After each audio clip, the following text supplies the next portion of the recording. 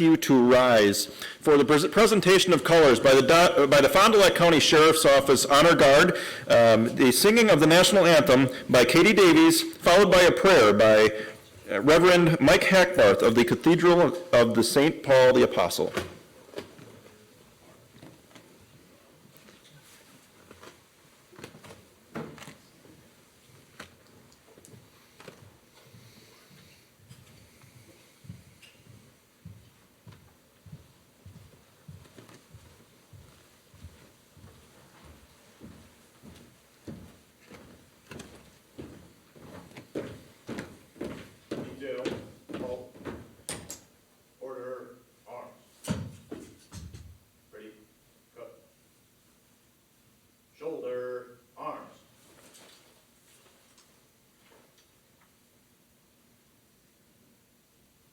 Present arms.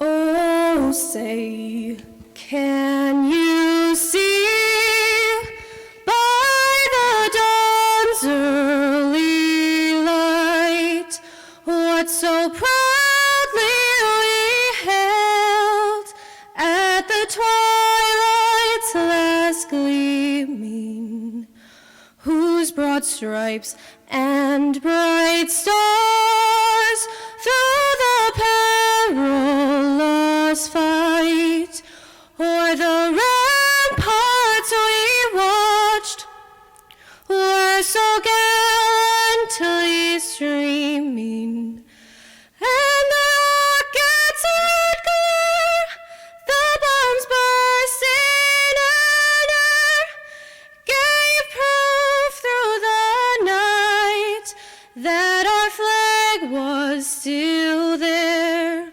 Oh, say does that star-spangled banner yet wave o'er the land of the free and the home of the brave? Right shoulder arms.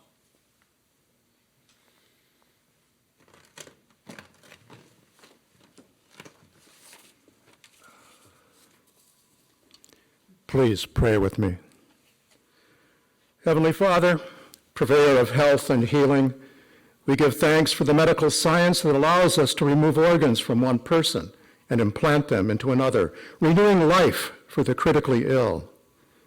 We ask your blessing for all those who dedicate their lives to this sacred task. Grant strength and fortitude to the scientists and researchers, surgeons, nurses, and clinicians, along with administrators and other professionals whose efforts give the hope of life to the people in their care. Shine your light of love on those who, still living, give so freely of themselves, and grant them health, prosperity, and long life in their quest to heal others. Help us to remember those who have given of themselves in death by providing vital organs to those on the edge of life. May this final act of charity and love be a testimony to their lives. Holy Father, grant their families comfort, consolation, and peace. Blessed are you, Lord God of miracles, who heals, blesses, and sustains life. Amen.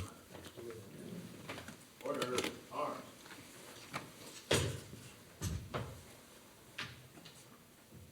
Ready, cut. Forward arms. Forward march.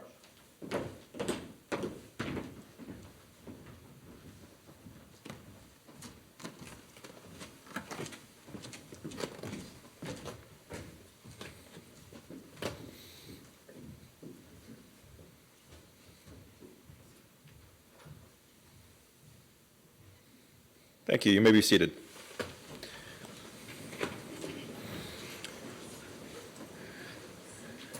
Good morning. My name is Sheriff Dale Schmidt. I'm from the Dodge County Sheriff's Office, and I have been delighted to be asked to be the MC for your event here. The event, Be a Donor. which is presented by Fond du Lac Share Your Spare, Donate Life, and Good Karma Brands, along with community partners, the Thelma Sadoff Art Center and Fond du Lac Public Library. Thank you for being here, everybody. Thank you for watching live on Daily Dodge. This event is being streamed live on dailydodge.com and will be available later as well on that website. We have a great presentation for you here today. First, I want to start with a story. Several years ago, I was sitting in my office, and we received a call of a serious motor vehicle crash in the southern part of Dodge County. We knew it was going to be a serious crash. We had several of our deputies responding. When I arrived on scene, it was a single vehicle crash. We knew it was a 16-year-old young lady, unfortunately, who was seriously injured, and that's the information that I had when I arrived on scene. I walked up and I saw one of my deputies, and I still remember the look on his face. It was one of terror and horror. I have never seen that look on anyone's face before, especially one of my own deputies. And I went up to him, and his expression to me was, there was nothing I could do. It was very difficult. It was very difficult for him. It was difficult for me to watch him go through this. It was even more difficult when I had to go to that family's home and give notification to many of those young boys and girls, who are brothers and sisters of this young lady who had passed away. It was a tragic day in Dodge County. Very tragic for many of us. I sent that deputy home that day because of what he had seen. I will tell you that while that young lady gave her life, she gave life to numerous other people as a result. If I remember correctly, I believe she gave life or assisted in life to 7 other individuals that day. She didn't know it, but it was a comfort to her family, and to all of us, knowing that she could provide life to others. That's why we're here today. We have a group of panelists here today to talk about some of the various things that you can do, both now and in the future, to really help other people's lives, save their lives. I know we have individuals here in the audience here today who have received donation organs. You'll hear from some of them. I know there are others in the audience who you won't hear from who have also received donations. So it's a very, very important day for us here today. We certainly have a lot of work to do across our country, and if you didn't know this, today, April is National Donate a Life Month. There are a number of statistics I'd love to present to all of you. Did you know that the need is great, that more than 100,000 people are awaiting life-saving organ transplants right now? Did you know that more than 41,000 organ transplants from 20,300 donors brought new life to patients and their families in 2021? Did you know that more than 85,600 corneal transplants help restore eyesight each year? Did you know that more than 2.5 million tissue transplants heal lives each year? Did you know that there are more than 170 million people registered for organ, eye, and tissue donations? It's quite a need that we have in our country, and we have great organizations, great people, like you're going to hear about today, who are going to show you how you can help, tell great stories of successes, and even you'll hear somebody today who is in need of a transplant. So without further ado, I would like to welcome Susan Allen to the stage. She is from the UW Organ and Tissue Donation. Susan?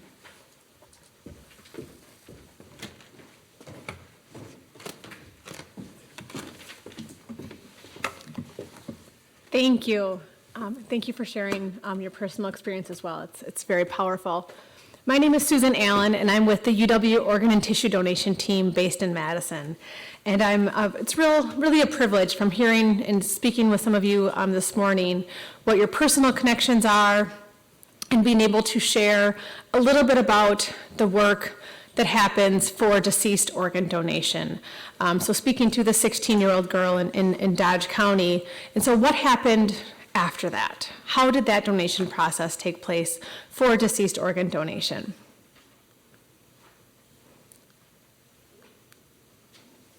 Go ahead. All right, there we go. So UW Organ and Tissue Donation is one of 57 organ procurement organizations across the country.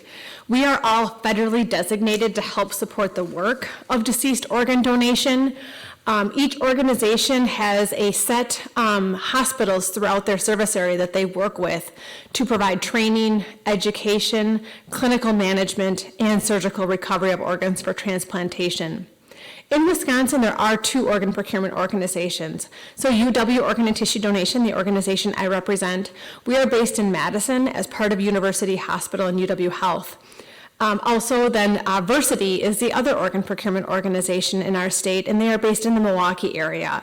And you can see the counties in red versus white that we are serviced with. Those federal designations have to do in large part with geography, but also population size to make sure that the organization has the resources and facilities to help support the donation within their service area. Next slide, please. So before I talk too much more about exactly what our organization does and the importance of deceased organ donation, I want to share Brody's story. Brody is a deceased donor hero. His mom, Megs, is one of our super volunteers. Meg shares with us, "I am a donor mom. I never imagined that I would ever have to use those 2 words to describe myself. My boy, Brody, died as a result of a motorcycle accident at the age of 19. Brody was smart, an old soul with the ability to make and be friends with anyone and everyone. He was impossible not to love. Thankfully, Brody had chosen to be an organ donor when he was at the Department of Motor Vehicles, and it took the weight off of our shoulders to know that this was what he wanted. Brody's legacy saved 6 lives with organ donation, gave sight to 2 with his corneas, and improved the lives of over 75 with tissues, including his sister. Donation has given our family something to cling to from the worst day of our lives. It has saved our lives as well. Organ donation creates a continuum of possibilities and hope." Also pictured here is a tattoo Megs had placed after Brody died. Brody was a big Superman fan his entire life. Next slide, please. So speaking about the impacts of organ and tissue donation, it really is threefold. It's for those registered donors, for recipients, and then the other party is certainly the families, like Megs. For registered donors, the legal decision and authorization to be an organ donor means one less decision that family may need to make in an extremely difficult time. Knowing that you are choosing to offer a gift, a life-saving gift if the situation ever does occur. And for recipients, organ donation gives recipients a second chance of life. Tissue and eye donation gives recipients the ability to heal, freedom from pain, or the ability to see again. And for families, a family receives some comfort during their time of grief when a loved one is a donor. Families tell us that their loved ones living on in others has helped them cope with their grief journey just a little bit.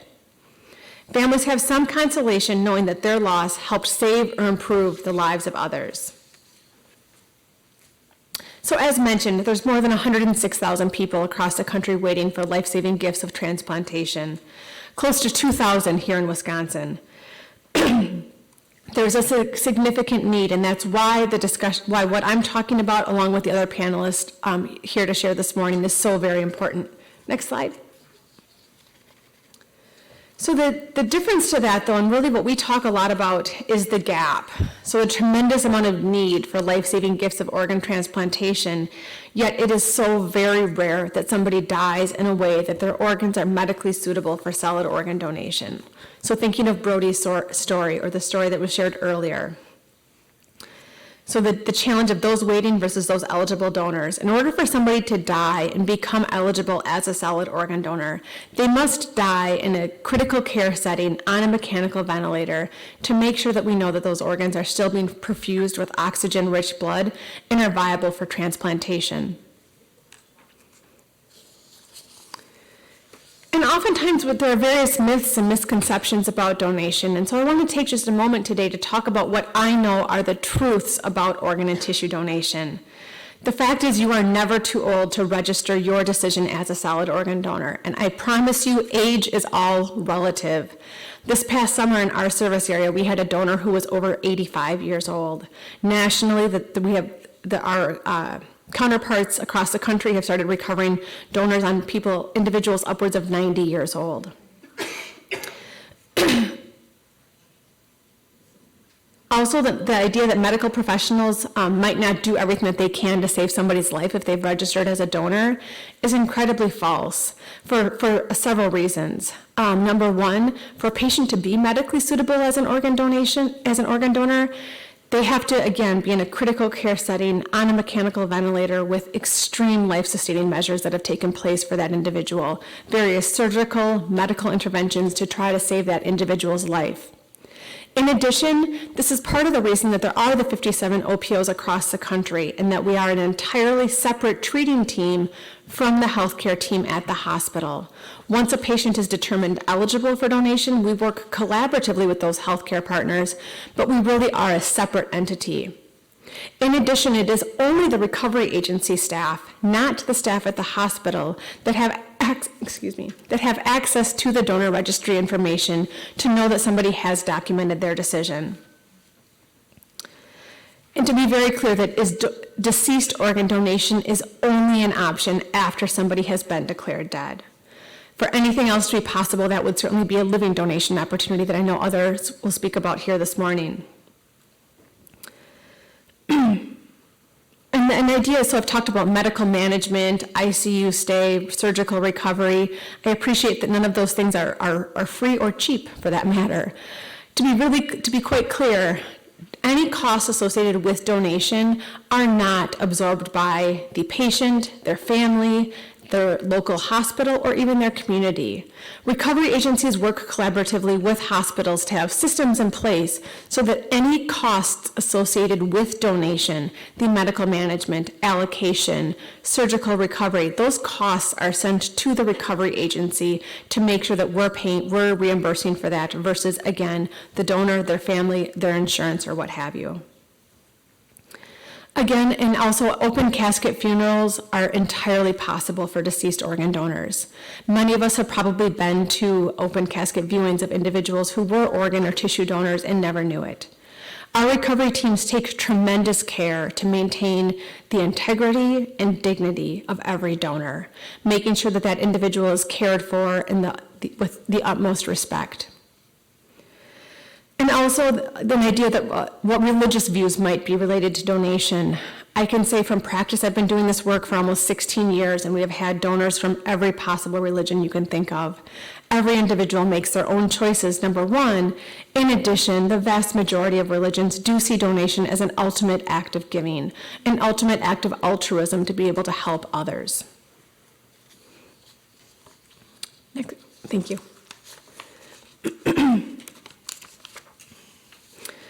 So one deceased organ donor can impact the lives of upwards of 8 individuals. Actually, this year we had one donor who impacted 9 lives as the liver was able to be split and used in 2 different individuals because of the medical management of that patient. One organ donor has a significant impact.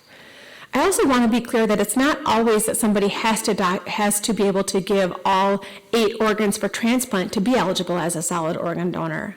Speaking to those 85, 95-year-olds who were able to be deceased organ donors, very likely it was just their liver that was able to be transplanted. And I use the word just with caution because that is an incredible an incredibly powerful liver that was able to be recovered and used for transplantation. And the point is that every single patient that is referred to our organization is reviewed by our medical team and surgeons to make sure we're looking at every organ system on its own.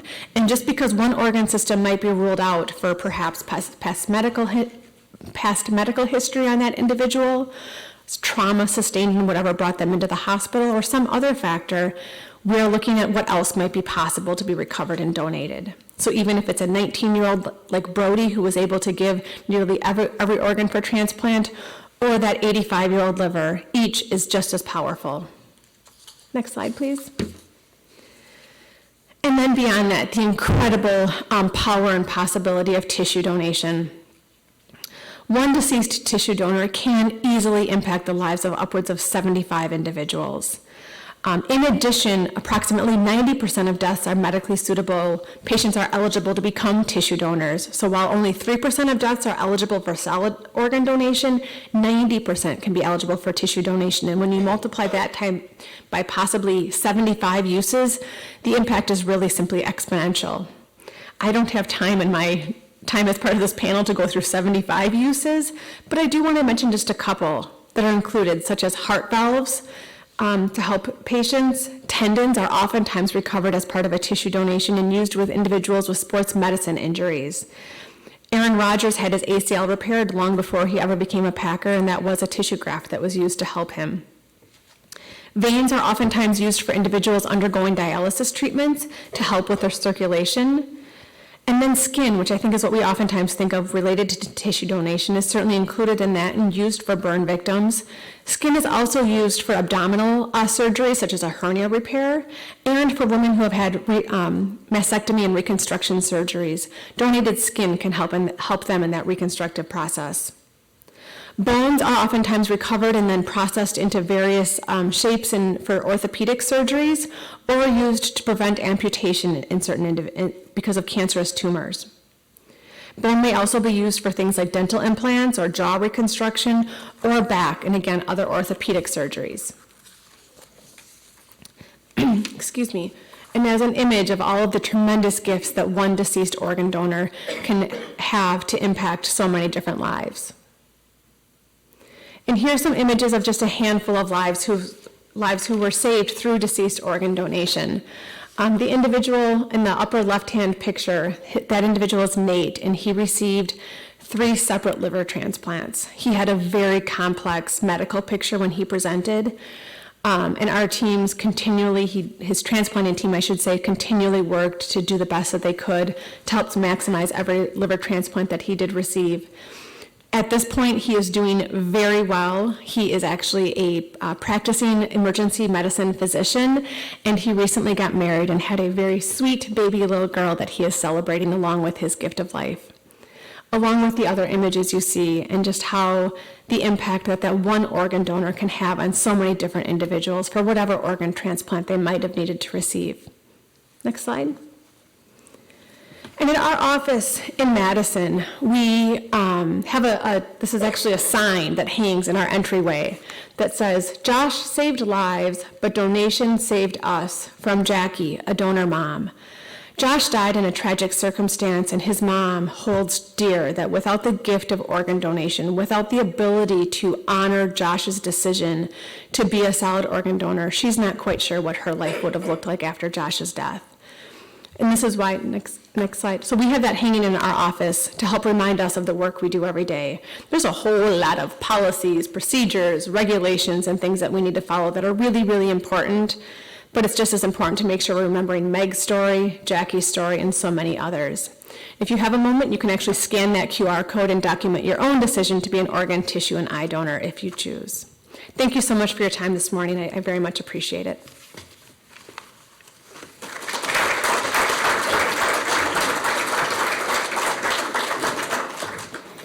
Thank you, Susan. I can tell you that for many of the tragedies that I've gone to, it's been a very difficult thing for me to do, to go to those tragedies, to have to inform some of the families of what's going on.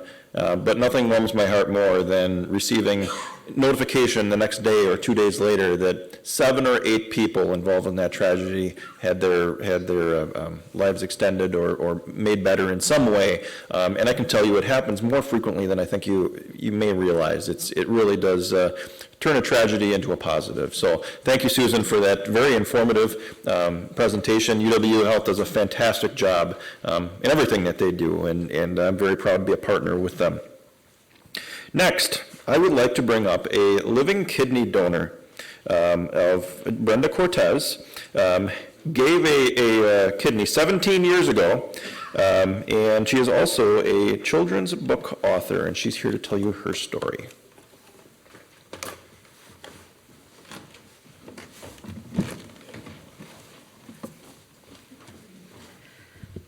All right. Hello, everyone.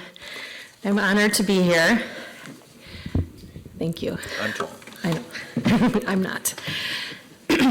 17 years ago, I gave a gift that saved the life of another mom, but it was a gift that truly changed my life. Back in 2005, there weren't any resources that I found to help my children understand what I was doing, donating a kidney. My son was 7 at the time and my daughter 11, and my son is here today. He's 24 now. 7 years later, when my daughter wrote her college entrance essay, she wrote about my kidney donation. She wrote that it was scary for her as a child, but I inspired her to want to be a better person, help others, and do something in the medical field. She's now a social worker at a hospital in Milwaukee, so I'm very proud of her. Her essay inspired me to want to help other children understand and relate to organ donation and transplant.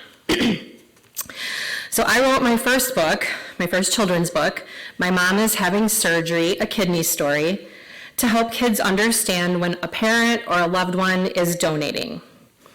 That book then led to the creation of Howl the Owl and an entire organ donation book series. And by the way, Howl stands for Help Others with Love. And if you were able to see my table outside, he's a plush, and there's many books in his series. People's lives were changed because of organ donation. A book that would showcase living donation, transplant recipients of all organs and donor families. Thanks to social media, I am connected to many amazing people who are doing wonderful things because of organ donation. One of these people is Paul Osterholm. Paul is a living kidney donor, and like me, it changed him. He wants to spread awareness, and even though we cannot give another kidney, maybe we can help others find theirs or encourage someone to register as a donor. I knew that I needed to invite Paul to write a chapter in this book. And again, I was going to bring one up with me and I forgot, but it's out there. So not a children's book. It's Because of Organ Donation is the title. So if you hear me reference it, Because of Organ Donation, that's why I came up with that title. And in fact, the book cover is an amazing photo taken by Paul, and it's actually Lake Winnebago. As soon as I saw it on his Facebook page, I knew that it had to be the book cover. I just had the vision as soon as I saw it. And if you're connected to him at all, he shares some amazing photos of the lake and sunset, sunrise, so be sure to check it out. In addition to Paul's chapter and my chapter, I invited 23 others to write a chapter in the book. And I'm proud to say that our book was a bestseller on Amazon. The book was so well received that I have decided to make it a series. And book 2 will be pediatric stories, and I'm in the process of collecting those stories now.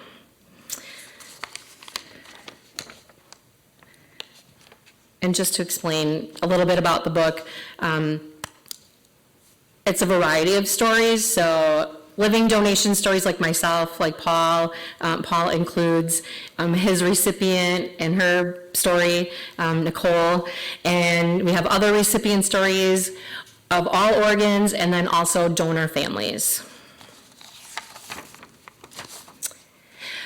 And then I'd like to also take a minute to tell you about, if you haven't heard, the Transplant Games of America. It's an Olympic-themed event, and it takes place every 2 years in a different city. This summer, it's in San Diego. And in addition to sporting-themed events, there are also events like cornhole, which is, we call it beanbag toss here. They have singing, lyrics for life, poker, darts. There's a lot of different fun events. And I know that a lot of people, I had never even heard of the Transplant Games, even when they were held in Madison in 2010. I had never heard of them. So I just want to be sure that I spread the word so everybody knows that these amazing games exist. In closing, I am proud to be a living kidney donor. It changed my career path. In addition to my own books that I write, I am now helping others share their inspiring stories as a book coach and a publisher. Please visit my table outside after this event. You can purchase a signed copy of the Because of Organ Donation book or any one of the children's books. And we also have Plush Howl for sale. And I'm happy to answer any questions that you might have regarding living kidney donation. So thank you for allowing me to share my journey, and thank you to Paul and everyone who helped bring this event to life. Thanks.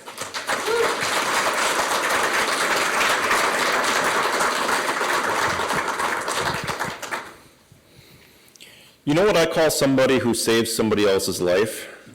I call him a hero. Thank you, both you, Brenda, and Paul, and anybody else who has donated to save somebody else's life.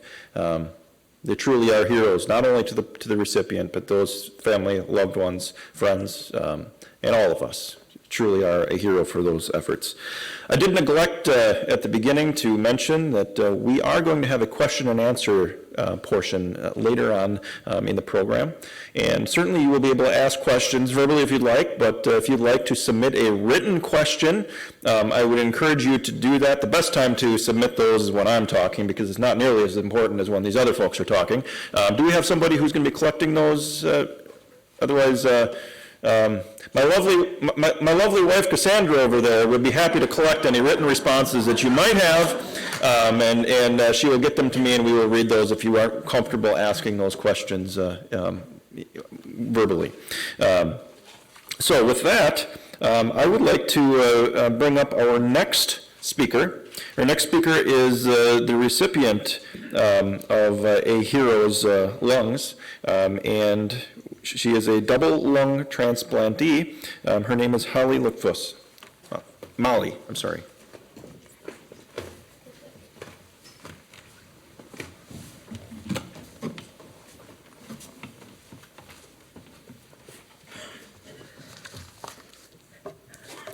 Okay. Hi, everyone. My name is Molly, and I was born with cystic fibrosis. It's a genetic disease. It's a lot more common to be a carrier than most people know. Every 1 in 24 people in the U.S. are carriers.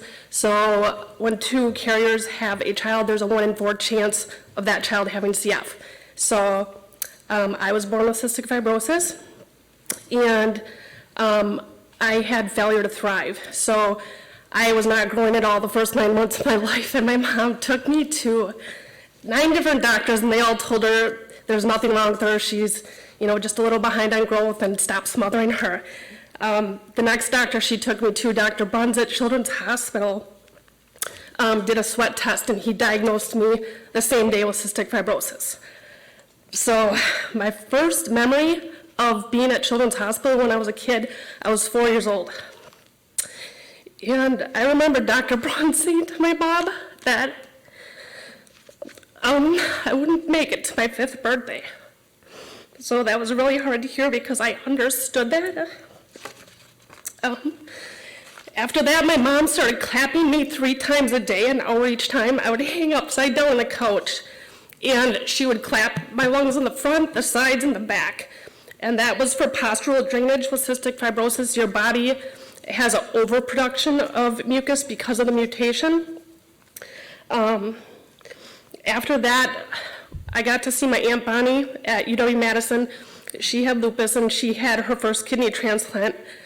And my mom let me come along because she knew someday I was gonna need a transplant. So when my aunt lifted up her shirt and showed me, she had the huge railroad track from her kidney, and I remember being horrified. And I told my mom on the car ride home, I could never do that. I was so scared. So I just had it set in my head that whatever life I had, I was going to be grateful for it and just live my life and not go the transplant route. So my Aunt Bonnie was always my hero. She went on to get a second kidney. So my Aunt Susie and Bonnie's daughter both donated kidneys. So I always told my Aunt Bonnie she was my hero. Every time I was in the hospital for 2 weeks, she would be on the phone with me talking or texting and messaging me and just giving me strength. So then in 2017, I was still super scared about transplant. My lungs were at 25%. I was on oxygen full time. And I was at my sister's house holding my little baby niece. She was 4 years old, and she had never got to meet her dad because he was killed in a horrific car accident when she was still 8 months, when my sister was 8 months pregnant. So I was holding Allison, and my mom said, how would you ever be able to tell her you weren't brave enough to at least try? So right there, it just clicked to me that no matter what, I was going to be brave enough to try so that I could be there for her. In 2000, so going back a little bit, in my PhD program, I was out in California. In 2012, I had an emergency transplant scare. I had been on a really turbulent flight, and by the third day in my PhD classes, I couldn't even stand up straight. I just had this horrible pain in my whole back. And so I called my friend, and I'm so independent, it's super hard for me to ask for help ever. I called my friend Grace and said, can you please take me to Cottage Hospital in Santa Barbara, something's wrong. She took me in, labs came back that I had Burkholderia cepacia, which is a really, really bad bacteria for cystic fibrosis patients. Generally, when you have that, you are ineligible for transplant. So my doctor called around a few different hospitals in the US. 2 hospitals agreed to take me for an emergency lung transplant. As they were prepping for that, a second lab came back that it was not the Burkholderia cepacia. So I did 3 weeks of IV meds, and it was really bad pneumonia. 3 weeks of IV meds, and then I was okay. Then in 2017, I had 2 transplant evaluations because I was doing really bad. One at UW-Madison and one out in California. I was doing nebulizers 6 hours a day just to breathe. I had 25% lung function out of 120%, and I was constantly doing IVs for 2 weeks at a time. In 2019, I got rhinovirus, and I was inpatient for 3 weeks at UW-Madison. You can't get listed for transplant with rhinovirus. After 3 weeks, my labs finally came back negative, and I got listed that day. During that stay, I could not breathe. I was on 35 liters of high flow oxygen, BiPAP all the time. I lost a ton of weight just because I was so exhausted I couldn't do anything. And I remember saying to God one night when I was alone in my room that if this was it, I was ready. And after I said that, I felt a hand on my back. So I thought one of my nurses had come in the room, and I just didn't hear him because I was crying. And then I fell asleep. The next morning I woke up, and my entire lease on life changed because I didn't expect to see another sunrise. So I went home after I got released from that 3 weeks while I was transplant listed. I got a call 1 week later for lungs. I had done a 5K for the Oshkosh Police Department with my oxygen on with my sisters. I got a call and they were high-risk lungs, so I was super scared because I told all my doctors I'm only doing this one time. I declined the call. I had 15 minutes to decide. I declined the call, and instantly after I said no to those lungs, I really regretted it because I thought, what if I don't get another chance now and this is it? I ended up praying for 6 hours, regretting my decision. And then I clearly heard God's voice, take the next call, I'll be with you through it all. So that felt like total relief for me. That day was Mother's Day, and I did another 5K that day with my oxygen on. So Saturday and Sunday I did 2 5Ks. My second call came on May 28th, so just 3 weeks later at 1:30 in the morning. I was in such denial. I didn't want to take these lungs either. It was about a month time from when I got listed till I got these new lungs. So I just didn't have enough time to process it emotionally, mentally. So the call came at 1:30. I said yes. They said the lungs were perfect for me. I went and said goodbye to all my nieces and nephews in the middle of the night. And my fiance at that time drove me, Brian, and my sister, who's my transplant support, to UW-Madison. Dr. Braun, my pulmonologist, was there waiting at 3:30 in the morning for me. And then they wheeled me down to the OR after I was all prepped. And I really wanted to say to my fiance, if I don't come out of this, how much I love you and how happy I was to be with him. But I couldn't bring myself to say that. So I got wheeled into the OR, said goodbye to Brian, and there was Dr. McCarthy, one of my transplant surgeons, waiting with the red cooler, just like in the movies. And he said, I can't go in until you do. And I said, this feels like a movie that I don't want to be in. I was so scared. When I got in there, the anesthesiologist started prepping me, and I saw the whole table of tools, and I told him I wish that was covered because it was so scary to see it all. So he choked with me, and he said, are you sure you want to go through this? After he already put the anesthesia on my veins. So I was like, what? And that was my last memory. I woke up in the worst pain of my life. I told my doctor I wanted to crawl under the bed and die. It was that bad. I was cut armpit to armpit with a clamshell, and they broke my sternum, so my rib cage was over my head for 5 hours during surgery. I couldn't get to the bathrooms by myself because I had 4 chest tubes with big boxes, and I had an IV pole bigger than I had seen in my entire life. I was maxed out on pain meds, but it felt to me like I had no pain meds at all. While I was still intubated, I had a call from my donor family, and I couldn't talk because my tube was in my throat. But they said they just want me to know how happy they were for me and that they would love a letter and a picture. When I woke up, I had a dream about my donor, and I didn't know that could happen. He said hi to me in my dream, and he told me his name. Then I did pulmonary rehab and started my first walk, which my mom videotaped. And it was hard. It was so hard being cut like this and then walking with a walker. It was 24 hours after my surgery. By 5 days after my surgery, I had walked 2.8 miles that day, and I was really proud of myself. Since surgery, I've been blessed to lead 3 other people through double lung transplants, which I never even thought something like that would happen. I went into rejection a month after my transplant, and when we got the call from my transplant coordinator, my fiance Brian and I just bawled. I was like, oh, I went through all that for nothing. But I went in, and they put me on high-dose steroids, and they put another chest tube in that I had in for 5 months that I would drain daily, and thankfully I got out of rejection. I've always said exercise is the best medicine. Right now my lungs are at 89% and just feels phenomenal. It's a whole new life. I have a new job. I'm a realtor and I run a team up in Green Bay, and it's the first time I've ever been able to work full-time in my life, and it feels so good. I've been able to get married, and just so humbled by the whole experience. It really, really, really takes a whole village and God to get through this. I'm so grateful to my donor and my parents, my friend Dominic, who had a double lung transplant before me and led me through everything, my life mentor, Michael, a massage therapist who came to the hospital who I didn't even know to work on me and the pain I was in, my husband, Brian, and the community, my friends, family, everybody. You would not believe how my transplant team, how many people have to come together to make one transplant possible. When you go through it and you see it, just blows your mind.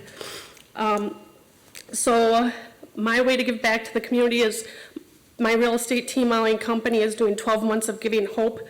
And so this month, everything is going to Donate Life. I had 200 t-shirts printed, and every penny from those t-shirt sales that you'll see out there is going to go to Eric's kidney transplant fund. So thank you all so much for listening.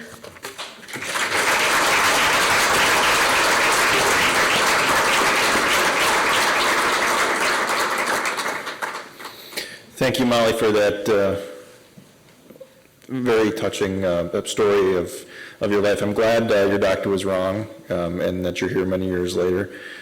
You think about some of the trials and strifes that she's gone through, and, we have bad days. I don't think it's anything compared to what she's gone through and the positivity she's been able to maintain through this time, relying on her faith, it's amazing.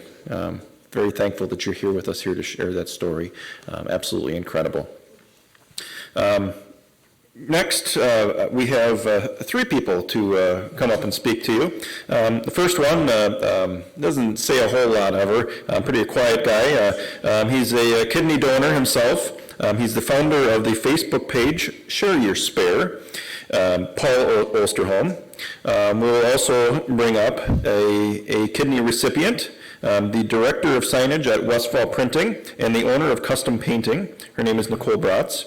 And Wisconsin Army National Guard veteran and associate member and board of directors for Donate for Life, Miranda Ebbets.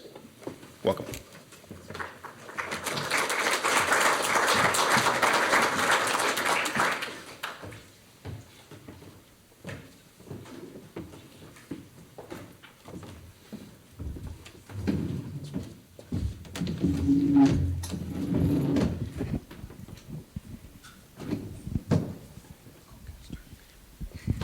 Is this on? I just want to start by saying I'm not a professional speaker by any means. And we have a couple minutes, shorter time, because there's 3 of us. I'll just try to tell my story as fast as I can. I do this because I was so uneducated about everything. I'm going to get emotional. And so was my family. So it happened. I've had a transplant now for 3.5 years, but how it all happened, I'm going to say I'm normal like every one of you out there. And I got sick, and it was the flu epidemic was going on. It was December, and everybody had the flu. And I remember seeing something on the news that a young guy died from it, and I just kept thinking, I'm going to die from this. I'm actually feeling that bad, like I felt death. And it went on for a whole month. So the first visit to my doctor, I've been thinking I'm just going to go in for a Z-Pack, it's the flu, and be done with it. And it kept lingering. I couldn't eat. I was throwing up. My legs were swollen. And that's the other thing, too, that I like talking about it, because to know the symptoms. So second time, I went into the doctor. So in a month span, I visited the doctor in the ER 4 times. Second time I went in, he asked, well, what have you been doing the last 6 months? Like, tell me what's been going on in your life. So I just said, well, just bought this house. I was flipping it, da-da-da, blah, blah, blah. And he's like, well, you know what the swelling is. You're not getting any younger, so just stop at Walgreens, get some compression socks, and elevate your legs, which worked for a little while. So the third visit, I was still throwing up, and I'm talking throwing up 5-6 times a day. And I was so hungry, I wanted to eat, but nothing was staying down. And again, I'm still thinking I have the flu, because they told me, I had the flu. Third visit, I actually went into ER in Waupun, and I just said, my first visit, they told me I had the flu. And I always thinking it was anxiety, and each time they're just giving me more and more meds. And then he goes, well, the stomach flu is going on now. That's what your symptoms sound like. Here, you pick up meds, on your way. So it was a Wednesday night that I went in. Sunday, same thing. I just had a sip of coffee and ended up throwing it up, and I'm like, okay, that's it. This is my mentality. I have to work tomorrow, so I'm just going to get it out of the way again. I'm going to go and visit ER again. So I walk in, it's the same ER doctor, and I'm like, thank God you're here. Please don't tell me I have the flu. I'm so hungry. Can you just hook me up to that thing? And then my boyfriend at the time said, this time ask for blood work. And still to this day, I can't believe I had asked for blood work, but that's when my life changed. he said, you just hang on here, hooked me up to the IV, and he goes, you should have labs back in like an hour. So he comes back in and he sits down and he goes, I have some bad news. I've already called the nephrologist. I didn't even know what the hell a nephrologist was. He's coming back from Oshkosh, coming down. We've called an ambulance. We're just not sure where you're taking you. And then he's like, your kidneys are functioning at 3%. I'm actually surprised you're standing up. You would have been pretty much in cardiac arrest within hours or days. So what had happened was all those toxins, and right away he said, I bet you're not sleeping at night. And I said, no. And he said, when you lay down, you're drowning yourself. You had that many toxins in you. So basically, off to the hospital, the port was put in, and I was on dialysis. So yes, they were at 3%. But like when he was telling me all this stuff, I'm like, I don't get it. Still going to the bathroom. I didn't Google that one, and it was just, my life changed overnight. So I always say it's so hard unless you go in there or experience, but dialysis, although it saved my life, I just don't wish it upon anyone. See, I get emotional just thinking about it because it was the worst process. So if donors are so helpful, and because that's all I wanted to do. As soon as I got in there, I just wanted to be out of there. And I thank Paul because he did save my life, and I feel so much better. And this is so important. That's why I do that. Like I said, I'm not a professional speaker, but I do it because I'm so grateful, and that I think a lot of people are uneducated about it. I didn't even know you could function on one kidney. Now I'll let Paul. Well, thank you. I don't have much to say. Thank you. Thank you all for coming out. The decision to donate, I ask each and every one of you not to donate, but to pray about it. To pause and talk to your family. There's 60% of the Wisconsin driver's license that have the little orange sticker. And we have an opportunity today to save lives. You have an opportunity to save lives. And it's been a blessing to get to know Nicole and her family, become our families. We've celebrated Christmases and birthdays, weddings, and every story has a story. That's why we brought up Miranda. But I want to thank Sadie and Thelma and the whole group here. Neil in the background, Sheriff, thank you, and your family for coming out. And the stories are that. Our story is in Brenda's book because of organ donation. I've met Brenda and so many wonderful, wonderful people. And it's a family decision. And make sure you talk to your family. It's a lot easier to do it now than perhaps in the hospital. And you only need one kidney to live. And I could go on, but I'm going to turn it over to Miranda because there's so much to say. But pray. Be kind, smile, and if you have a healthy kidney, share it. UW-Madison, thank you. And Frater would really love that. So thank you all very much. Hi, everybody. My name is Miranda Abbots. I work at Marian University. I've been there for almost 10 years now. And over time working there, I got to know Paul and our other friend, Tracy, who donated kidneys directly to somebody that they knew. I knew their stories a little bit, but didn't really think too much of it at the time. I've always been a registered organ donor on my driver's license for later, but never thought about doing something while I was still living. Well, three springs ago now, they brought a Share Your Spare panel to Marion. I think there was probably like 15 people. There was recipients, there was donors, there was a team from UW Health there kind of explaining everything about living kidney donation, and just hearing the stories of the recipients, of the donors.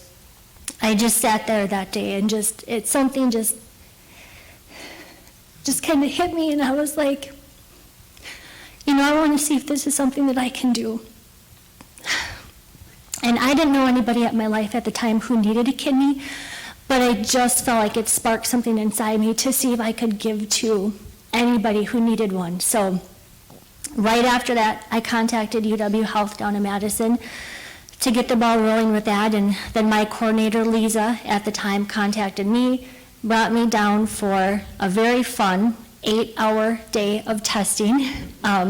The testing that you go through as a potential donor is so important because they want to make sure that you are healthy enough to donate, your kidney is healthy enough to go to somebody else and potentially save or enhance their life, and that you are also going to be healthy enough to live with one kidney for the rest of your life. So that experience was definitely eye-opening, going through all the exams and all the medical, physical, psychological, everything that they put you through.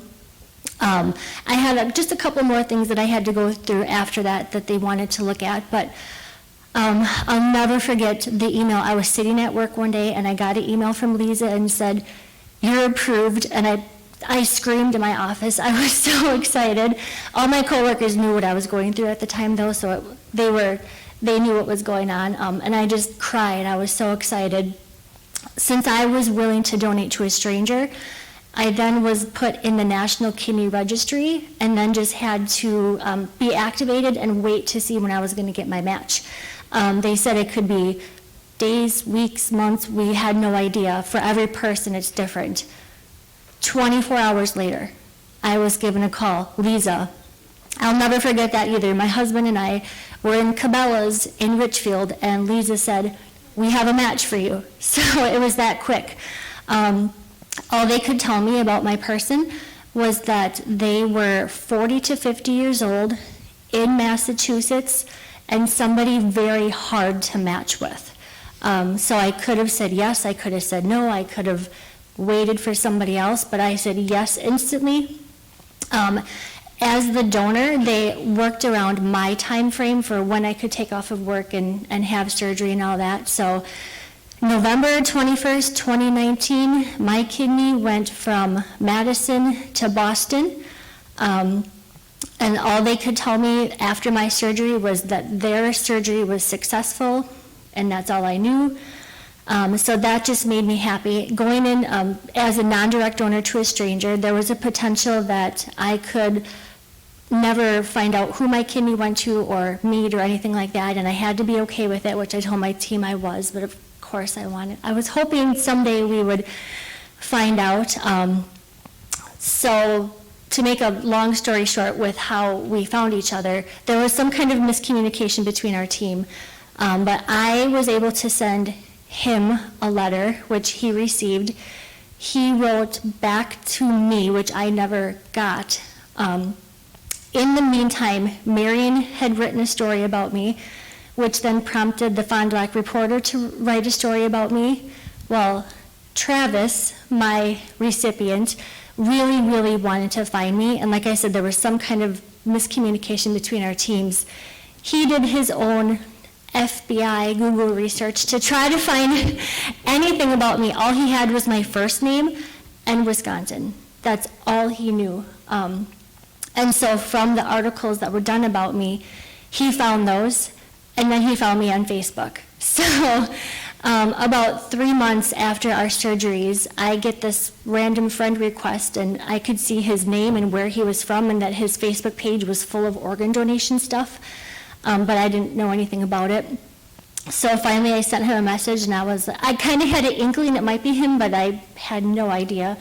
So I just sent him a message, and I was like, "Hi, I don't think I know you, but you kind of seem familiar." And so I named my kidney Betty the Bean.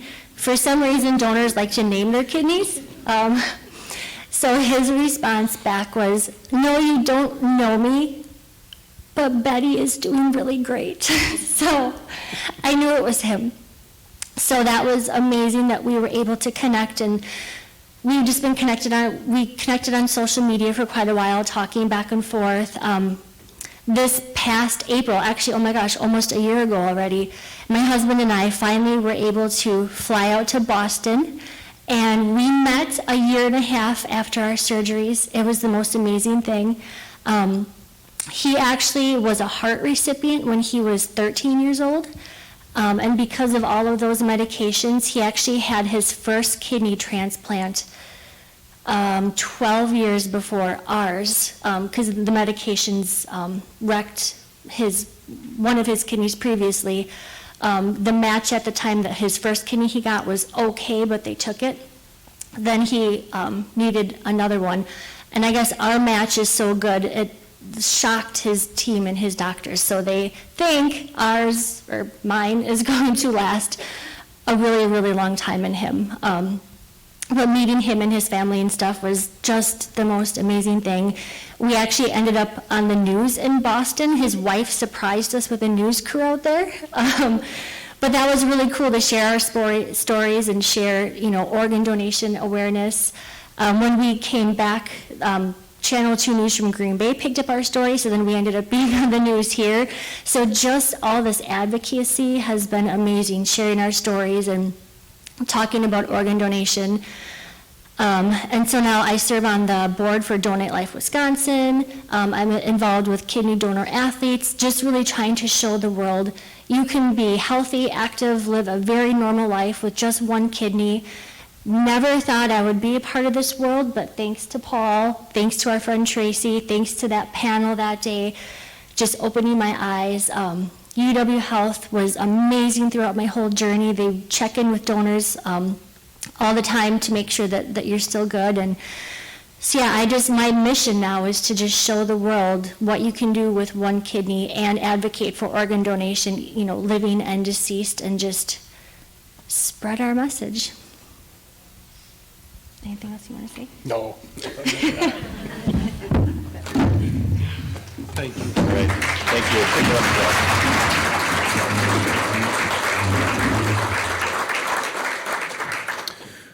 Well, you have now met 3 heroes here today on our stage. And again, all 3 of you truly are heroes for what you have given. You've given life. And our next speaker is looking for a hero. Our next speaker is in need of a new kidney transplant. He would like to tell you his story. And at the same time, Eric Warnke is an individual. He'll be up here speaking shortly. He's also going to bring Amy Blatter up with him from the Freighter transplant team to give you a little more information. Eric, Amy?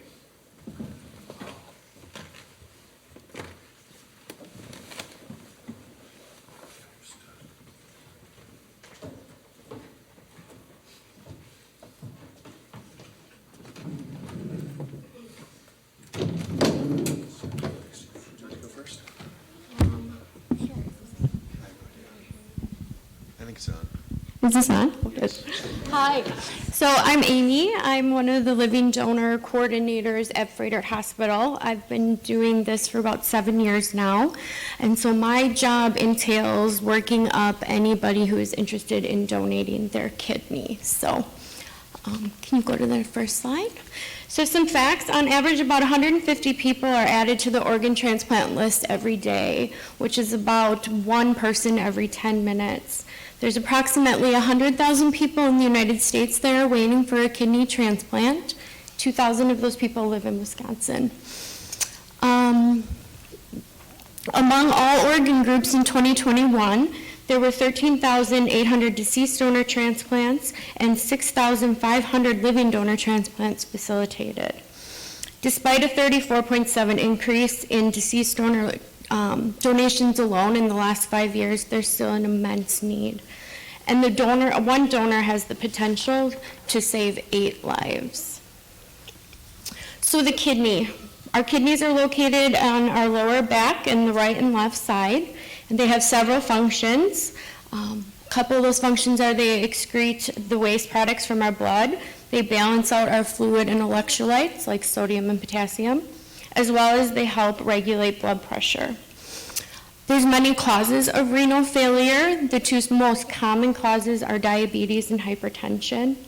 Other causes can be an autoimmune disease like lupus, polycystic disease, medications, and so on. So chronic kidney disease is defined as a gradual loss of function that lasts longer than 3 months.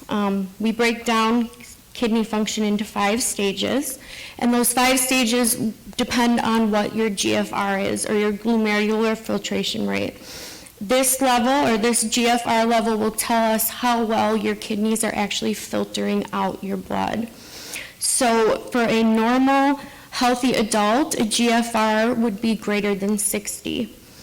When patients need to go in for a transplant evaluation, we typically see them in stage 4 and 5. So stage 4 would be that their GFR is 15 to 29, and stage 5 is then the end-stage renal disease, which is a GFR less than 15.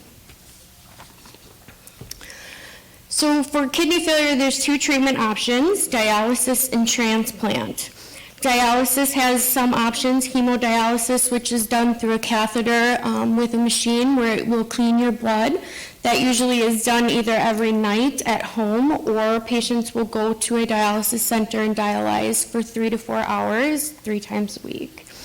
The other option is a peritoneal dialysis, which is done through your abdomen. The preferred treatment for kidney disease is transplant. It's an improved quality of life, they have a longer life expectancy, and it eliminates that need for dialysis. So what does a recipient go through when they come to get on our wait list? They will make an appointment with our multidisciplinary team, which includes a nephrologist, a surgeon, dietitian, pharmacist, social worker, a living donor coordinator, and their pre-kidney coordinator. As part of the medical evaluation, they'll do a bunch of blood work and labs. They also do cardiac testing, such as an echo, a stress test, and an EKG, as well as we'll do imaging on them. We'll do a chest x-ray or a CT scan to look at their anatomy. A new kidney or a transplanted kidney for a recipient is going to go down in either their left or their right lower abdomen. Once they have completed the medical evaluation part, we will have a selection committee where our team will present that patient. This committee comprises of all of that MDT. And if they are appropriate, if the team feels that they're appropriate, then we will put them on our deceased donor wait list. This is also the time when we start asking them to have any living donors contact our office. So living versus a deceased transplant. Living is preferred. Of course, it's less wait time on the list for the recipient. The recipient will be in optimum health because we have time on our side, so we're able to make sure that all of our I's are dotted and our T's are crossed. As well as it's a scheduled event. It's not something where we're calling you in the middle of the night to just run to Freighter. And even though a living donor kidney is preferred, a deceased donor kidney is still a great option. It doesn't mean it's a bad kidney by any means. We have no way of knowing how long any kidney transplant will last, but it does show that research that living donor kidneys do tend to last a little longer than deceased. So candidates for living donation, so they have to be free of pressure or come forward on their own. They have to be at least age 18. They can be related or unrelated. They have to be in excellent health. Financially, everything transplant related for that donor is going to be covered by the recipient's insurance. So the donor doesn't pay for anything. They don't pay for workup, they don't pay for the surgery or any of the follow-up care. Exclusions would be anybody with uncontrolled high blood pressure, anybody with diabetes, heart disease, kidney disease themselves, cancer, obesity, active or untreated substance abuse, active infections, or HIV positive would not be candidates. So what does a donor go through? Donor goes through pretty much the same evaluation process as the recipient, just on the opposite end of the spectrum. They'll come in and they'll meet our entire multidisciplinary team, which is a nephrologist, a surgeon, pharmacist, dietitian, social worker, and then the donor advocate. And our team really makes sure that they understand the risks, the complications, as well as that there are other treatment options available to recipients and that it's okay to stop at any time. The medical evaluation will include blood work, cardiac testing such as an echocardiogram, a stress test, EKG. We do imaging, a chest x-ray or a CT scan to look at your anatomy. If everything looks okay on the medical evaluation, then we will present them at our selection committee for medical approval to donate. Once a donor is medically approved, then that's when we will get the HLA or the tissue typing to see if they're able to directly donate to their recipient or not. If they're not able to directly donate to the recipient because of blood type or maybe of DNA, that's okay. We still have another option of paired exchange, which there are 3 paired exchange programs across the country, NKR, Alliance, and UNOS. It takes about 3 months for us to work up a living donor. So the living donor surgery itself, it's done laparoscopic hand assisted. It lasts about 3 hours from beginning to end. However, removing the kidney probably takes only about an hour. Hospital stay for a donor is about 2 to 3 days. Recovery is 6 weeks. We see the donors at the initial post-op, 6 months, 1 and 2 year follow-up appointments. Transplant centers are required to report all data to UNOS, which is the United Network for Organ Sharing, for 2 years after donation. Once 2 years is up, then they can follow with their primary care. So long-term considerations, donors can no longer take NSAIDs or non-steroidal anti-inflammatory drugs. So these include things like ibuprofen, Aleve, naproxen, Celebrex, Toradol, aspirin. They would move forward with Tylenol only for the rest of their life. We encourage them to continue with lifelong healthy habits like exercise and a balanced diet. Women can get pregnant after donation and carry a child healthily and deliver a healthy baby. We just don't want them to get pregnant within the first year of donation. And then after, we ask them that they always follow up with their primary care for a physical to monitor their labs and their blood pressure. To become a donor, if you have a specific recipient, you contact that center that they're listed at, or contact your local transplant center. Thank you. I just want to thank Fredert and UW for being here with all the great information they've shared, helped prevent me from having to do that, as well as the other speakers and everyone else here. My story kind of starts about 2 years ago, I think. I was attempting to enlist in the National Guard, and I went through their entire physical, passed everything, except for a urine analysis test, which showed I had protein in my urine. They said it could be 2 things. I could have worked out a little too hard the day before, or I could have kidney failure. Well, the day before I had gone on a 10-mile bike ride, so that was what my initial interpretation of that was. So I followed up with them a week later, still had some protein in my urine, and then I eventually went to my primary care provider and had blood work and an ultrasound done. At that time, my GFR, I believe, was a 60 or 69, so well within that healthy range, or reduced, but in that healthy range, and my ultrasound came back clean. So they told me that I was good to go to enlist. I ended up not doing that because we could never quite figure out what was causing the protein in my urine. Of course, retrospectively, we know what it was. So then, about a year later, I started getting migraines, and they were borderline debilitating sometimes, where I would have to just go to bed, couldn't move. And I just thought, oh, it was an old sports injury, because I was a 3-sport athlete in high school. I still played basketball and hockey after graduating. So my intention was just go to the chiropractor, do that. So I went to the chiropractor for about a month's worth of treatments, about 3 days a week, rehab, and that brought us to a little bit before Thanksgiving, when I kind of got sick, and I initially thought I had strep throat, and then I thought I had pneumonia, because I had a bunch of fluid in my lungs. Like Nicole said, I was throwing up in the mornings. Luckily, I wasn't. I was diagnosed pretty quickly because I went into my primary care on a Monday before Thanksgiving. Did blood work, did a chest x-ray, everything. Still at this time thinking it was pneumonia, and they were just going to give me some antibiotics. And of course, being a holiday, I didn't hear back until after. So I went down with my girlfriend to her Thanksgiving, which was amazing. And I was feeling pretty good because they had finally put me on blood pressure medication to kind of control that. So I wasn't feeling sick anymore. Some of that fluid in my lungs cleared up. So I was feeling healthy. But then when I got back after Thanksgiving to Wisconsin, I got a phone call from my primary care provider at about 6 o'clock at night from his personal cell phone. So that was kind of when I knew, usually doctors don't call you on their personal cell phone unless it's bad news. So I was kind of prepared for bad news. They called me and told me I had signs of potential heart failure and kidney failure because the toxins had built up and was increased stress on my heart.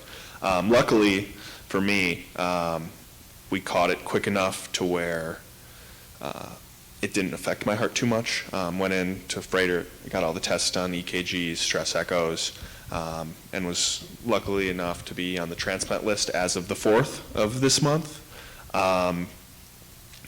So basically what happened was they thought that it was an acute case, that steroids and other medications would lead to a recovery in kidney function. So they started me on steroids about a week, that Monday after I got that phone call. I was in the hospital because, of course, I went to work that morning.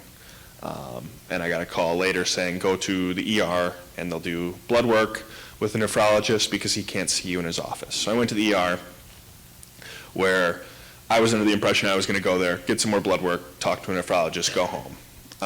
Unfortunately, my blood pressure at the time was 211 over, I think, 140 something, so extraordinarily high, stage 3 hypertension. And it had actually gone up after the initial blood pressure medication they gave me, in addition to the one I took that morning that I was prescribed. So they admitted me, and I spent about 3 days there, 2 nights. And again, the whole time they're thinking steroids and other treatments will recover my kidney function because I have, what caused my kidney failure was a little bit of a rarer case, something called IgA nephropathy or Berger's disease. I believe it affects 1 in 60,000 or 1 in 100,000 people, predominantly white males like myself. So the entire time they were saying, oh, we're just going to give you these steroids for a couple weeks and we're going to check back in. Well, the steroids kind of had some adverse effects on me. Anxiety for the first time in my life, which is a really, really weird experience, which was arguably one of the harder things to deal with as someone who's never experienced anxiety in their life. Just kind of that constant feeling of dread would be a good example. And so about a week later, well, a week and a half, I want to say, I noticed that I wasn't feeling very good. So I went back in. Well, I called my nephrologist and said, I'm coming in. I need you to do a blood pressure check. I don't feel right. So he did a blood pressure check. It was high. They did more blood work. And within a week of my diagnosis, they were calling me on a Thursday to tell me I needed to start dialysis. So that Thursday they called me again at like 5 o'clock and said the nurses in the surgical department would call me and set up a catheter placement. So before I even got off the phone with my nephrologist, I got that call. So that was kind of the hardest thing for me was, well, now I got to start dialysis because I was under the impression that I was going to recover and be fine at least for another 10 years. So that Friday, that next Friday, the very next day, I went in for surgery and I started dialysis on Saturday. And I have been on dialysis ever since. So that's for about, I want to say like 8 weeks, probably more. I've lost track. And right away they had me on the transplant list. Well, they referred me to Freighter right away first, and UW. So I met with Freighter like 5 weeks later, and did all my workups, which was, again, the 8-hour experience that donors kind of go through. I went down there with my mother, and we sat there and talked to everyone. The team was great. They kind of walked us through what was going to happen, the expectations of a time frame, what we got to do to get me set up, which included getting my teeth checked, doing a cardiac echo, which was arguably the worst part, having to run on a treadmill after losing pretty much all of my lung capacity from being sick, and getting my heart rate up. And then I've kind of just been trying to take it day by day since then. luckily, I'm in a lot better position in terms of my health, in terms of most people who are in my scenario, being 22, healthy, active kid. I kind of didn't have to worry about some of the other things that a lot of people have to worry about who are looking for a kidney donation. So it was kind of, I don't want to say it was easy for me, but with kind of the support system that I had around me, my friends, family, Freidert, everyone else at the dialysis center, my girlfriend, Emily, it's just been, they've made it significantly easier on going through this. And thank you to everyone who set this event up. Paul, thank you for allowing me to speak and tell my story. And everyone else in attendance for just being here.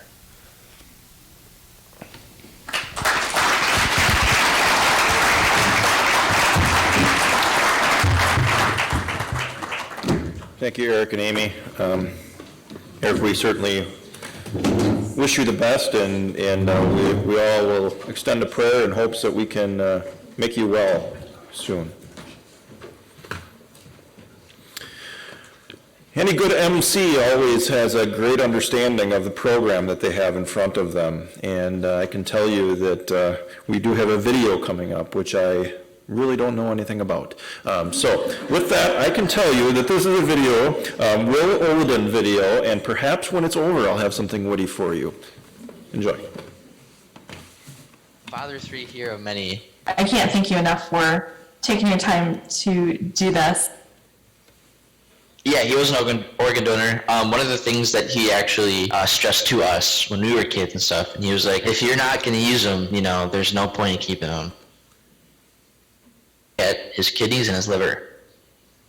His liver ended up not being healthy enough, but both of his kidneys were, and both of his kidneys are currently inside their recipients now. But along with the organs, they take like tendons and skin grafts, tendons, heart valves. He could be helping a lot more than just 2 people.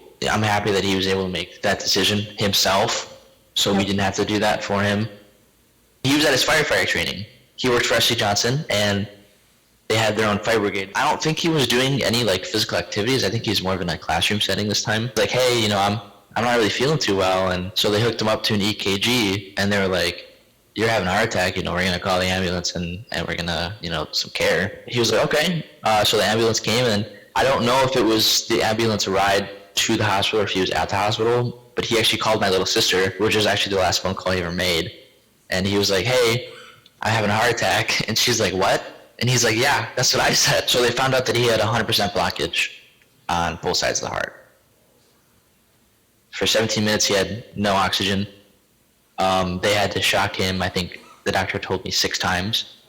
And they finally got a pulse back. It was a weak one, but he was stable enough to where they could put him to the ICU.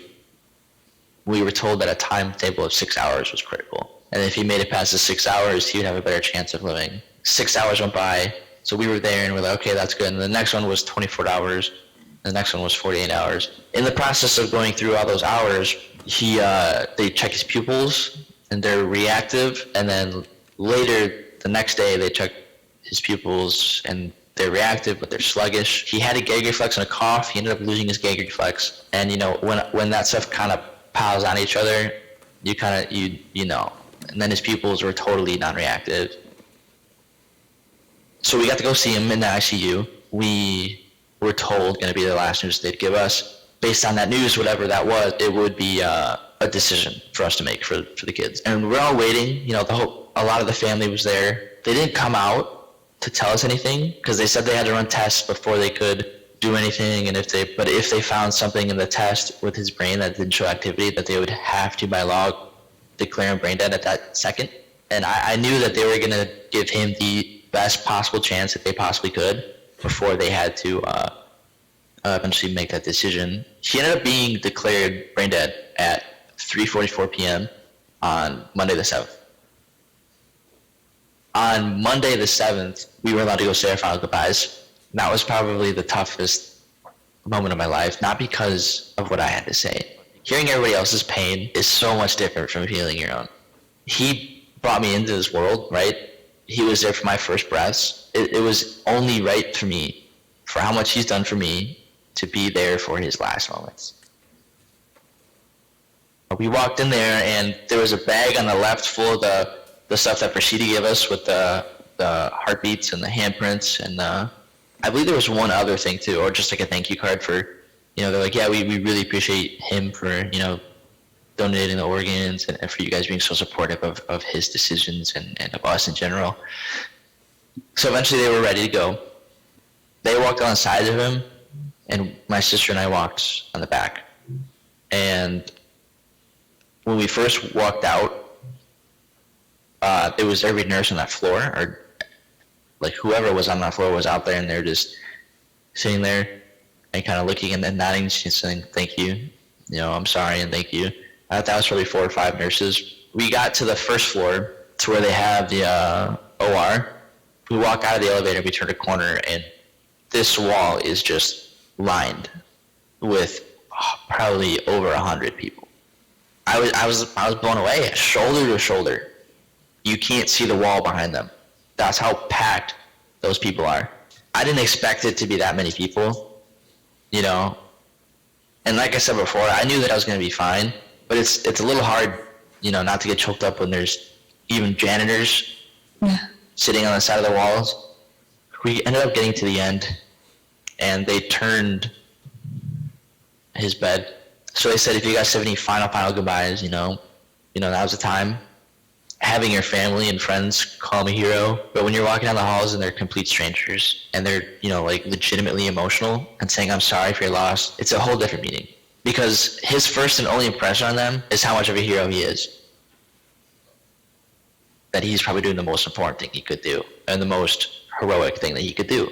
I mean, the majority of my life, all I've heard about my dad from his friends and just from people that he knew was he was the man and he was great, and that's who he is. He's just selfless in every way, and if you needed him, he was going to be there.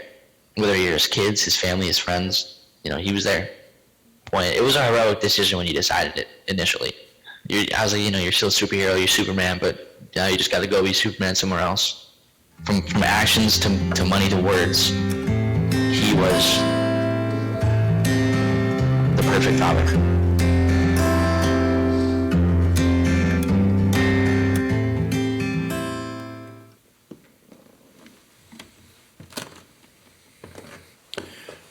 A lot of stories out there like that. Thank you for everybody for listening so intently to all of our speakers here today. Right now we want to take an opportunity for you to ask questions of these individuals that have spoken to you, and to facilitate that, to make it go really well, and I'm going to ask all of them to come up here on the stage, line up. I'm going to grab the microphone. I'll come out into the audience, and if you have a question for one of them, please raise your hand, and we'll make sure that your question can be answered.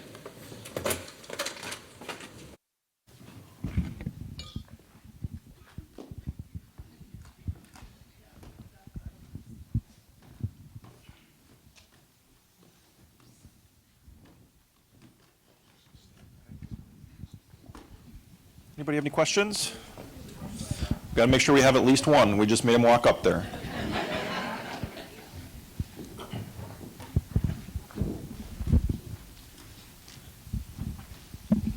This is probably more for the people from UW and Freighter, but I know you said that the only way they do donations is for people who are in critical care, at that point. Is there any way that people in like hospice care can donate, and how does that go about happening if they are, say, at home or in a hospice facility?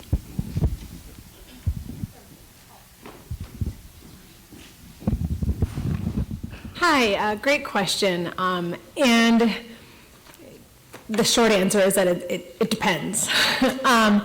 A little bit about that. So we will receive calls sometimes from patients who are on hospice, or perhaps their family or somebody. And we look at each of those like really as an individual case. Like, so what, why are you on hospice? What's your what's your disease? And where it gets tricky is that for deceased organ donation, the patients do have to be on a mechanical ventilator. And so in some of those cases, then depending on whatever the disease process is, and as they deteriorate, would they want to be mechanically intubated? That's an individual choice. And then we kind of navigate it from there. That's, I guess, the best answer I can give. In addition, certainly sometimes why somebody might be on hospice and at end of life, then another question is any organ system functioning that would be viable for transplantation? Hearing the recipient and Eric's story on the wait list, when somebody needs an organ system or needs an organ for transplant, they're really sick and they need those organs to be as healthy as possible, and that's kind of the balance of that. Great question. The short answer is that we evaluate each one of those requests as they come in individually.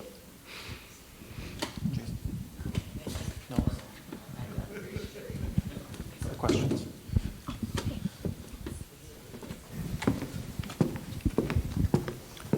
So this kind of goes to anybody. I have a friend who's waiting for a double kidney transplant right now currently, but he is denied because he has some other health issue that is preventing him from being on a donor list. Is it possible that if he is rejected now, is he able to get on that donor list in the future? Or once you're rejected, are you rejected for life? So every transplant center is different. They can deny or approve each candidate. I guess it would depend on what his diagnosis is that is not qualifying him for that transplant. What I would do is encourage him to go and get a second opinion, go to another center. We always encourage our donors to go to UW-Madison or our recipients, to UW-Madison or to St. Luke's. So every center is truly different. First, I'd like to thank you for the program. Also, those folks have been donors. And again, prayers for those that are recipients and those waiting. I have a question for someone like Miranda or Paul who have donated. What would happen in 5, 10, 15 years from now if they needed a kidney perhaps or a donation or some type of organ transplant? Thank you.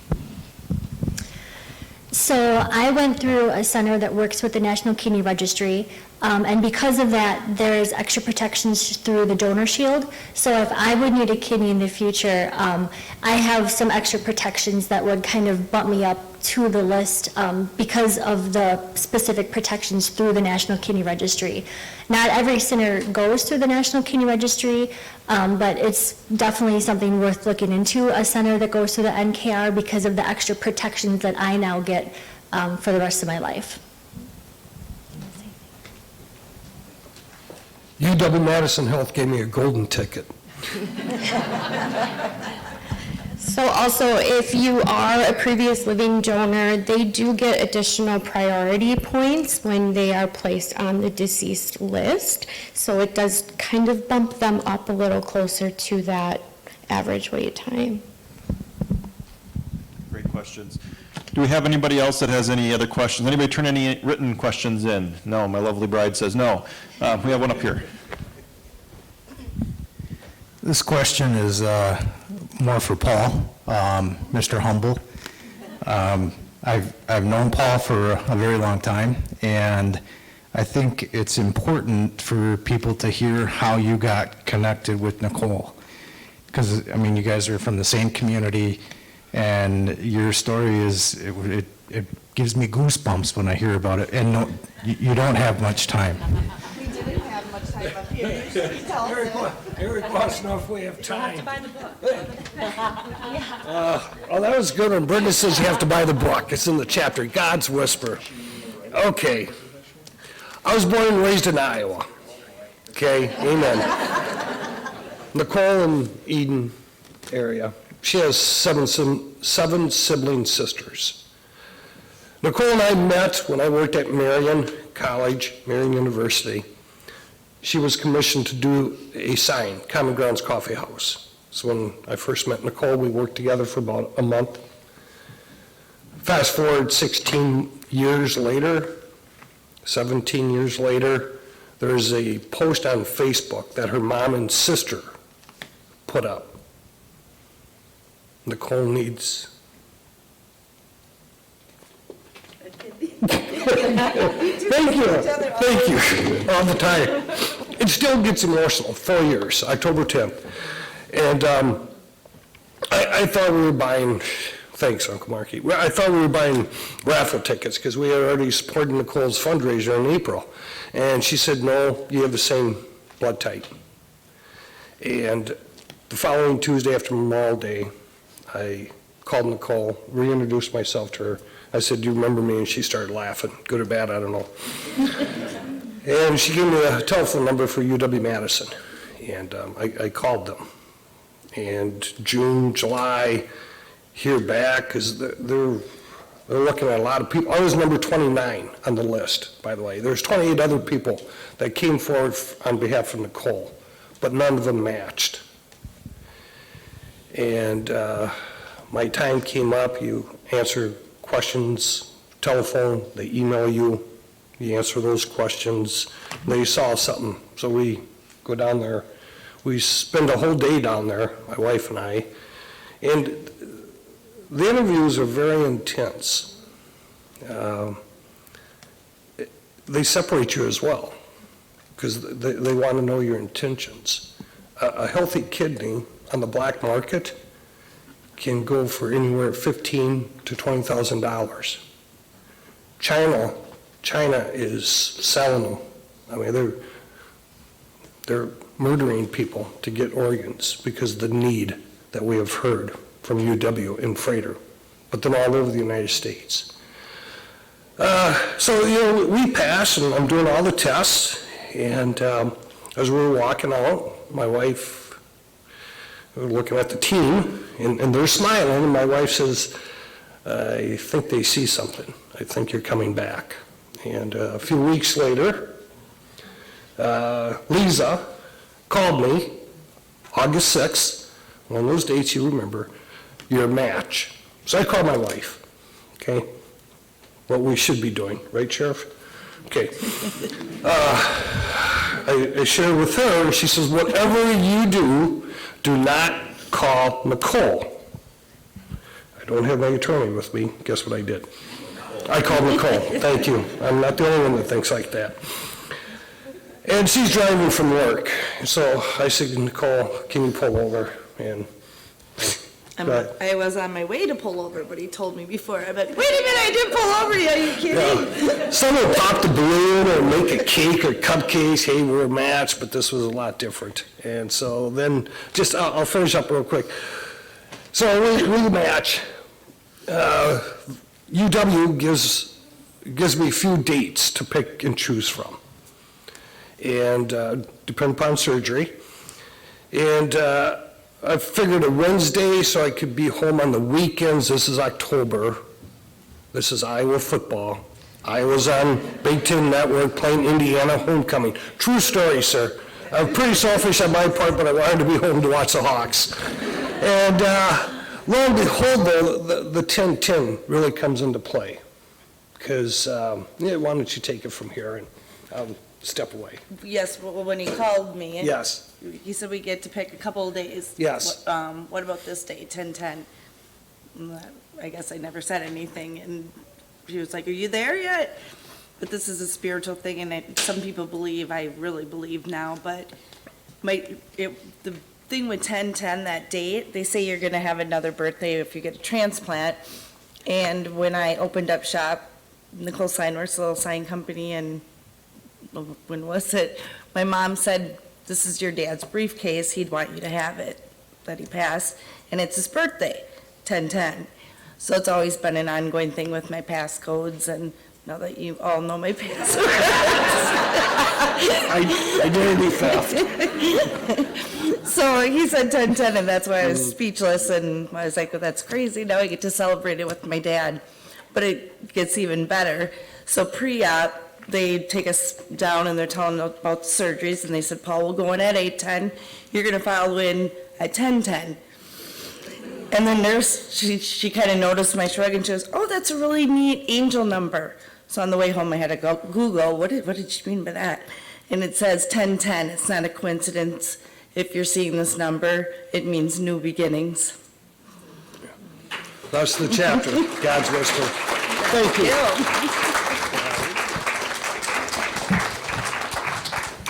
excellent. Nicole, if you need an armed escort out with your purse and your debit card and all those other cards, I believe she said it was 0763 was the number. Right? Anybody else have any questions at all for our panel? We've got time for one more question. Oh. Okay. All right. Any other questions? Okay.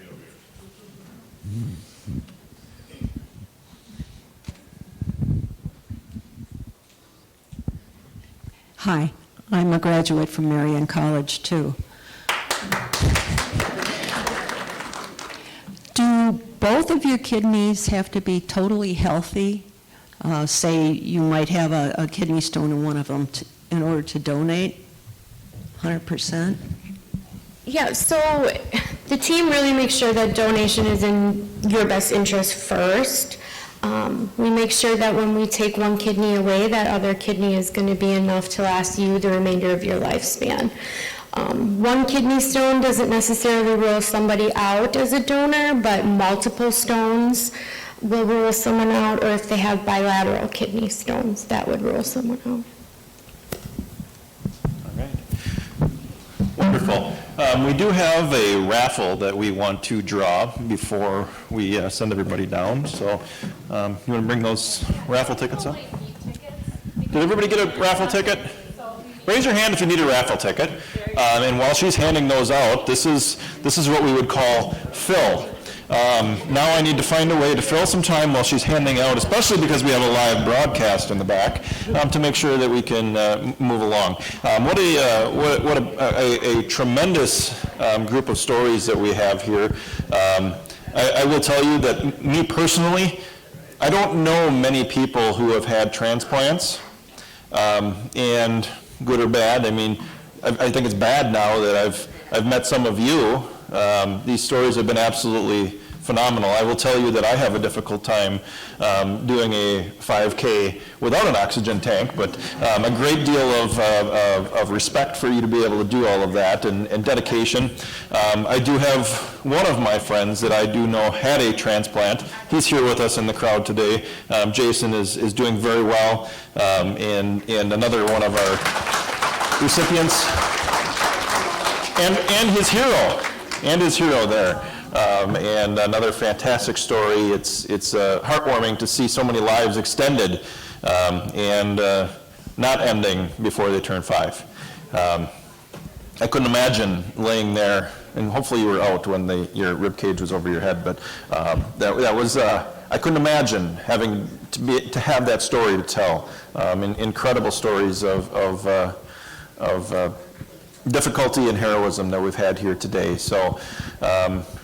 Keep raising your hand if you need a raffle ticket. We are very close to being done.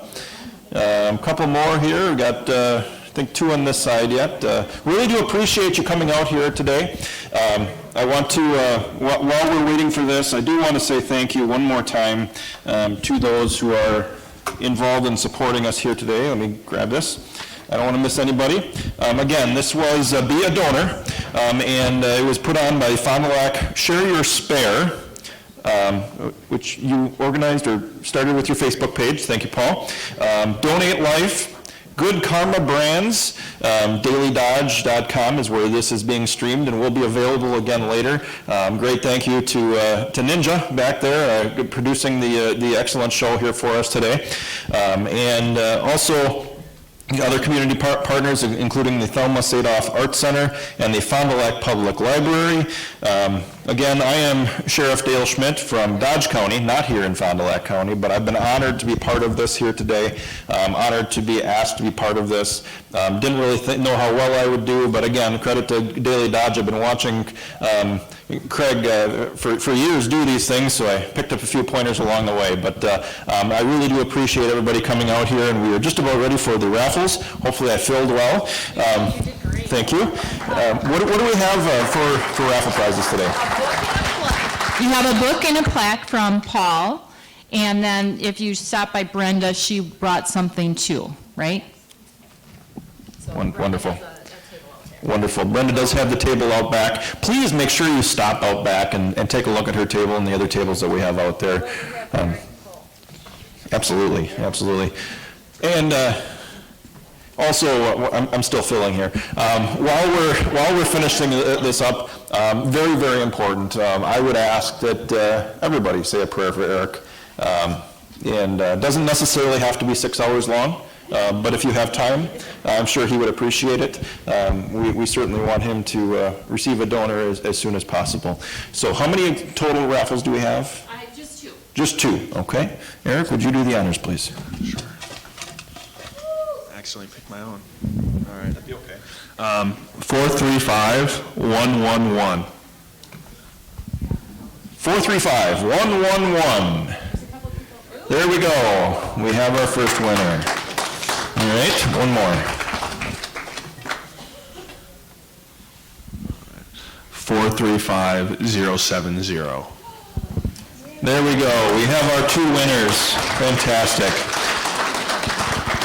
That brings our program, I believe, to its conclusion. However, just because we're done in here doesn't mean you can't have some one-on-one time. They'll be around for about another 45 minutes until about 12:30. Meet with them one-on-one. If you are interested in donation, obviously speak to one of our ladies from the hospital systems here. If you've got questions that you want to ask on a personal level, I'm sure they would be more than willing to talk to you about that. Thank you again for coming. As sheriff, it's always my goal to make sure that everybody goes home safely at the end of the day. Please drive safely. And I always want to make sure that we keep our communities a safe place to live, work, and visit. And the first part of it is what we're talking about here today. We want to make it a safe place for everybody to live. And it certainly, we need everybody's help. It doesn't necessarily have to be a kidney. There are other things that you can do as well. Certainly just as minimal as a donation of your blood. And so please consider those things, and thank you for coming. Have a great day and be safe, everybody.